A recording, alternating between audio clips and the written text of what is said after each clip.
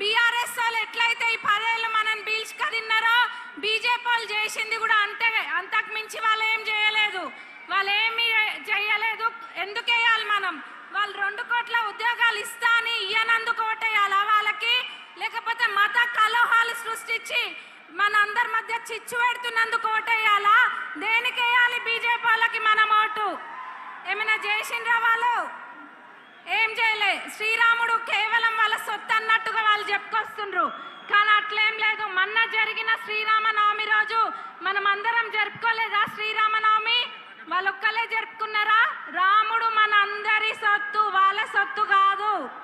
మరి అట్లనే వాళ్ళ చేతిలో కొన్ని ఉన్నాయి, కొన్ని శక్తులు ఉన్నాయి.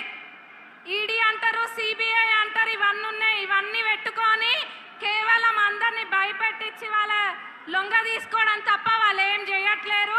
మీరందరూ గమనియండి, బీఆర్ఎస్ వాళ్ళు ఎట్లయితే దొంగ కేసులు పెట్టి ఇబ్బందులు పెట్టి వాళ్ళ తరపున చేసుకోవాలని చూసిండ్రో, మరి అదే విధంగా వీళ్ళు కూడా చేస్తుండ్రు. ఈడీ సిబిఐని చేతిలో పెట్టుకొని మరి రాజ్యాంగాన్ని రద్దు చేస్తారంట, అందుకోటేయాలి వీళ్ళకి. మరి మన భవిష్యత్తు నాశనం చేస్తా అంటున్నందుకు ఓటేయాలా? వాళ్ళకు ఓటేసినంత బుద్ధి తక్కువ పని ఇంకొకటి లేదు. మరి బీఆర్ఎస్ వాళ్ళు అంటారా వాళ్ళ కేల్కతం దుకాణం బంద్ అయింది ఆల్రెడీ. వాళ్ళ గురించి మనం మాట్లాడుకోవాల్సిన అవసరం లేదు మనకి.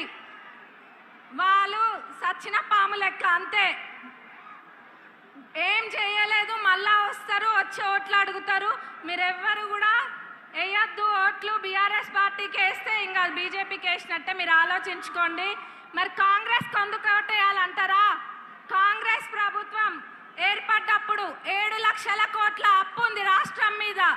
అయినా కానీ ఎక్కడ కూడా ఏవైతే గ్యారంటీలు ఉన్నాయో అవి ఏవి అమలు పరవడానికి వెనక్కి తగ్గకుండా కాంగ్రెస్ ప్రభుత్వం మాట ఇచ్చినామంటే మడమ తిప్పమన్న విధంగా ముందుకెళ్ళింది. ముఖ్యమంత్రి గారు ప్రమాణ స్వీకారం చేసిన తర్వాత ఎంబటే మహిళలకి ఉచిత బస్సు ప్రయాణం అని చెప్పి అది మొదట పథకం అమలు పరిచింది. అట్లనే వేరేవన్నీ కూడా అమలు పరవడం జరిగింది. ఇదే కాదు, ఇప్పుడు రైతుల పేరు చెప్పుకొని బీఆర్ఎస్ ప్రభుత్వం ఏదో రాజకీయం చేద్దాం అనుకుంటుంది. కానీ రైతులు ఎవరు పిచ్చోళ్ళు కాదు. వాళ్ళెవ్వరికి గతంలో పంటలు ఎండిపోతే నష్టపరిహారం ఏవి చెల్లించకుండా ఇప్పుడు వచ్చి ఏదో చేస్తామని చెప్తుండ్రు. అవి ఎవరు నమ్మద్దు, దయచేసి వాళ్ళకు ఓటేయద్దు. 4 నెలల మా పాలనని వాళ్ళు తప్పు పడుతుండ్రు. 10 ఏళ్ళు వాళ్ళు ఏం చేసిండ్రు? వాళ్ళు ఏం చేయలే. కానీ మా ప్రభుత్వం అన్ని ఇప్పటికే చాలా పథకాలు అమలు పరిచింది. మరి ఆగస్టు 15వ తారీఖు వరకు రేవంత్ అన్న చెప్పిండ్రు రుణమాఫీ కూడా చేస్తారు.